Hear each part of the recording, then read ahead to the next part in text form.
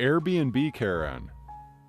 So the house next door to me has been converted into luxury apartments, all of which are let via Airbnb. It's a large 3-story Georgian house. Access is via a key code on the door, which often causes problems for people who have not bothered to read their confirmation emails and assume that a human being will be there to greet them.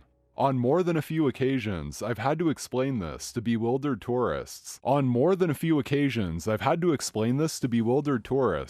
They are usually very polite. On one occasion, I even gave a wary traveler just off the plane from South Africa a hotspot so he could retrieve the code from the app. Yesterday evening, I was leaving my house, and the second I got out the door, I was verbally accosted by a Karen standing outside the house next door, with what I assume was her poor, unfortunate husband. She was in her mid-50s, I'd say, and although she wasn't dressed like a typical Karen, she certainly had the demeanor. Finally, she exclaimed, before I'd even closed my door. "Sorry?" I said, obviously looking surprised. She sounded American. I'm assuming not Canadian, as everyone knows how polite they are. "We've been waiting here for over an hour," which is a lie, as I'd only come home 30 minutes earlier. "I've been ringing the doorbell and nobody's answering." "Oh," I said, "you trying to get into the Airbnb?" Trying to be polite. "Well, obviously, I need you to let me in immediately. This is not good enough." "I can't do that. You need to enter the code on the keypad," I replied. "What code?" "I don't have time for that, just let me in." "I don't have anything to do with the Airbnb. I just live next door to it. You need to enter the code on the keypad." "What nonsense! You're just being lazy." "Sylvia," her presumed husband blurts out, acknowledging his existence for the first time, but is quickly shushed by his mistress. Losing my patience, I retorted, "Look, lady, I don't work for the Airbnb. There is nobody there to let you in. You need to get the code they sent you and enter it in the keypad. Bye-bye." And then started to walk away as I see my bus approaching. "Get back here, young man. I pay your wages. I'll have you fired for this," was the last thing I heard. As I was regaling my friends with this tale in the pub, I wondered, were they still standing there hours later? But when I got home, they were nowhere to be seen. I guess I should expect a write-up from my non-existent manager in the morning. "Ma'am, I'm American like you." Alright, so if you look at my profile, you'll see that we bought the boat of our dreams during this whole crazy experience the world has been going through.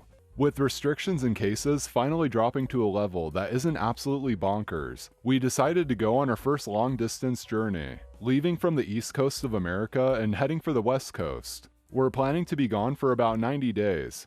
This morning, we awoke in gorgeous San Marino, Mexico, and everything I remember from my youth about that San Isidro sun was just the beginning to this stunning place. I quickly hit the galley and made some Italian-inspired breakfast burritos, using this lovely habanero marinara sauce my partner found on our journeys, some chicken, pepperoni, eggs, and onions. Using 3 burrito-sized tortillas, I was able to fashion this monster together, as I grab a fresh beer to start the day, as we're docked here until tomorrow. I tell you about my delicious breakfast burrito because it is a main character in our story today. I stumble up to the main deck with my goodies and our pups in tow. They've got a good 30 to 20 foot patch of turf to do their business up here. Standing there in my Crocs, obnoxiously bright swim trunks, and one of those oversized straw hats with the chin strap, I hear the song of my homeland. The American Karen going ballistic on what I think were dock workers. As I said, hangover. I'm not too sure as my Spanish isn't the best. Hopping onto the dock, I spot her in all of her glory, matching me in stature. As a 6'3", 260-pound man with a beard past his nips, this sends my childish brain right into wallflower mode, as nothing is better with the sloppy burrito than people watching. Karen screaming at the 2 men on the dock about a boat. Not mine, but one clearly privately owned, and not some kind of rental. Karen's demanding they provide the ship to her for the day, and is swinging around a fistful of bills. Our Mexican friends are doing their best to communicate to her that they have nothing to do with the boat. Again, I'm assuming, as she's screaming and stomping as she gestures towards it, and they're awkwardly shrugging and attempting to avoid her. Then it happens. I've been spotted. I attempt to slink back under deck, But alas, as I turn around to seal the cabin, I see the final boss, Karen, making a beeline for me, with what can only be described as the "I'm going to get the manager to do what I say" expression. Having two very large and protective dogs, I bite the bullet and step back onto the deck. "Sir, why don't your workers speak English? How are they supposed to do their job if they don't speak English?" After a stunned pause, I respond with, "Well, ma'am, we're in Mexico. The primary language here is Spanish. Also, they're not my workers as I don't work here. Please get off of my boat." Going from 0 to 100, Karen launches into a tirade about how it's BS and they need to speak English, and I need to get that random person's boat ready for her before her husband arrives with their kids. Add in plenty more racism. Finally cutting her off, I yell, "Hey, I do not work here, or even in this country. Kindly get the off my boat." As I'm saying the word boat, Karen shoved me. No words, just a full-on shove. I did end up going overboard, but the sight I saw on the dock when I came back to dry land was glorious.